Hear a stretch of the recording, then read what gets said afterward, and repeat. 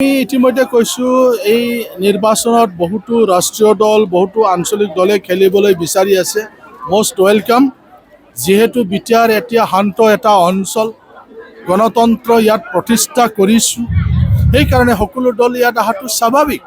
আমি কৈছোঁ বিটিআৰ অঞ্চলৰ উন্নয়নৰ কাৰণে তেওঁলোকৰো যিটো পাৰ্টি মেনিফেষ্টো নিৰ্বাচনী ইস্তাহাৰ সেইটো কৰক, তেতিয়াহ'লে ৰাইজে আঁকোৱালি ল'ব। বিজেপিয়ে যোৱাবাৰো খেলিছিল, তেওঁলোকে 6,500 ভোট পাইছিল। এইবাৰ অলপ বাঢ়িব পাৰে, কিন্তু তেওঁলোকে জয়যুক্ত হ'ব নোৱাৰে। ইয়াৰ যিটো ভোটিং পেটাৰ্ণ এইটো চাই পেলাই এই সমষ্টিটো বিজেপিৰ কাৰণে মানে তেনেকুৱা জিতিব পৰা সমষ্টি নহয়। গতিকে আগতো যিহেতু খেলিছিল এইবাৰো খেলিব, সেইকাৰণে আমি বিশেষ বিজেপিক লৈ চিন্তা কৰা নাই। BPFৰ লগতে আমাৰ কণ্টেষ্ট হ'ব। BPF বৰ্তমান বহুত দুৰ্বল। BPF ত্যাগ কৰি যিহেতু প্ৰত্যেক দিনে আমাৰ দলত তেওঁলোকৰ লিডাৰ তেওঁলোকৰ কৰ্মীবিলাক ইয়াত যোগদান হৈ আছে। আৰু মই ইতিমধ্যে বিভিন্ন ছাত্ৰ সংগঠনৰ সমৰ্থন পাইছোঁ, বিভিন্ন সামাজিক সংগঠনবিলাকৰ সমৰ্থন পাইছোঁ, বিভিন্ন সক্ৰিয় সমাজকৰ্মীসকলৰ মই সমৰ্থন পাইছোঁ। গতিকে এইবাৰৰ নিৰ্বাচনটো চালাকাটিত বেলেগ এটা নিৰ্বাচন হ'ব। এই নিৰ্বাচনত 100% যে আমি জিতিম, আজি মই আপোনালোকৰ নিশ্চিত কৰিব বিচাৰিছোঁ, ইয়াত UPPL জিতি যাব। চাওক, দলে মোক এটা দায়িত্ব দিছে। চালাকাটি সমষ্টিৰ পৰা UPPL দলৰ সন্মানীয় সভাপতি তথা বিটিআৰৰ চিফ প্ৰমোদ বড়ো ডাঙৰীয়াই এই যে নিৰ্বাচন, পঞ্চমবাৰৰ BTCৰ যিটো নিৰ্বাচন, ইয়াত পাৰ্টি হিচাপে মোক ঘোষণা কৰিছে। মোক এটা দায়িত্ব দিছে যে চালাকাটিৰ পৰা জিতিব লাগিব।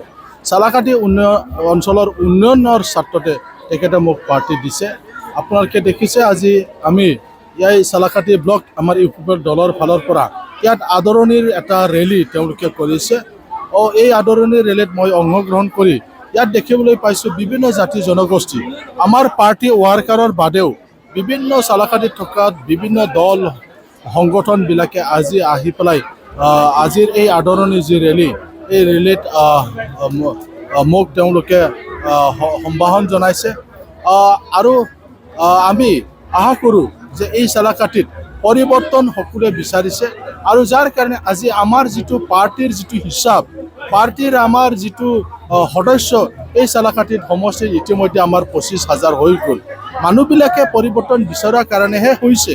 সেইকাৰণে এই চালাকাটিত আমি সহজে জয়যুক্ত হ'ব পাৰিম, কাৰণ ৰাইজে দেখিছে প্ৰমোদ বড়োৰ দ্বিতীয় চৰকাৰ আকৌ আহি আছে।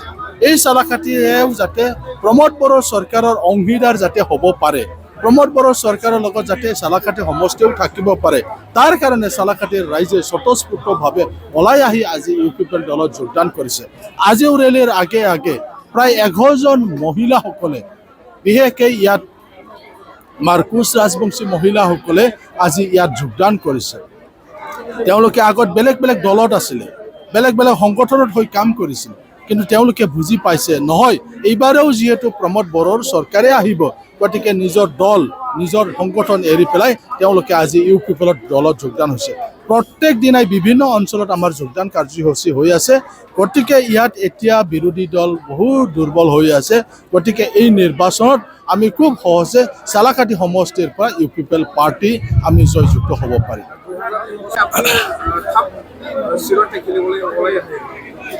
চাওক, মোৰ যি সমষ্টি, মই এই চালাকাটি সমষ্টিটো মোৰ 30 নং কোকৰাঝাৰ পূব বিধানসভা সমষ্টিৰ 50%তকৈ বেছি এই অঞ্চলটো মোৰ বিধানসভাৰ অন্তৰ্গত আছে।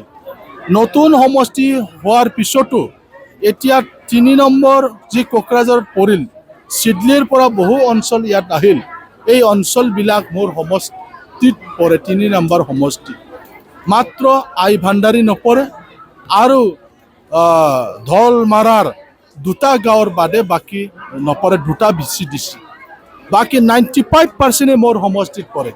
এই অঞ্চলত ইতিমধ্যে বহু উন্নয়নৰ মই কাম কৰিছোঁ।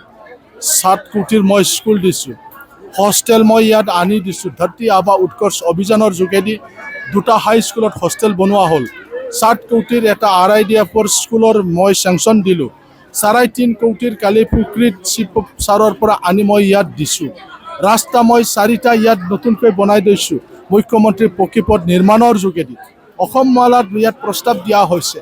এই চালাকাটি সমষ্টিত ইতিমধ্যে বহু ধৰণৰ কাম মই উন্নয়নমূলক কাম কৰি আছোঁ গতিকে ইয়াত আমি সহজে আমি জয়যুক্ত হ'ব পাৰিম মোৰ এটা আত্মবিশ্বাস আছে মই সকলো জাতি জনগোষ্ঠীৰ মাজত থাকি পেলাই মই কাম কৰোঁ বহুতো ছাত্ৰ সংগঠন সামাজিক সংগঠনৰ লগত মোৰ ভাল এটা সম্পৰ্ক আছে সেইকাৰণে MLA নিৰ্বাচনটো কোকৰাঝাৰত 20,060টা বেছি ভোট পায় এই সময়ত প্ৰমীলা ৰাণী ব্ৰহ্মক মই পৰাস্ত কৰিবলৈ পাৰিছোঁ এইবাৰো মোক দলে এই চালাকাটি সমষ্টিত দিছে 3বাৰৰ বিজয়ী 1,500 বসুমতাৰীৰ বিপক্ষে মই সেইটো ডাঙৰ কথা বুলি ভাবা নাই ৰাইজৰ আশীৰ্বাদ মোৰ লগত আছে ৰাইজৰ হৈ মই যেহেতু কাম কৰোঁ সকলো জাতি জনগোষ্ঠীৰ লগত মই মিলা প্ৰীতিৰে থাকিবলৈ মই চেষ্টা কৰোঁ মই ইয়াত সমন্বয় কৰিবৰ কাৰণে কাম কৰি আছোঁ গতিকে সকলো জাতি জনগোষ্ঠীয়ে আমাক ভোটদান কৰিব ইতিমধ্যে আমাৰ 25,000তকৈ বেছি দলৰ সদস্য সংখ্যা হৈ গ'ল গতিকে ইয়াত জিকিবলৈ হ'লে মাত্ৰ 18,000 পালে হয় গতিকে আমাৰ 25,000 ইতিমধ্যে হৈছে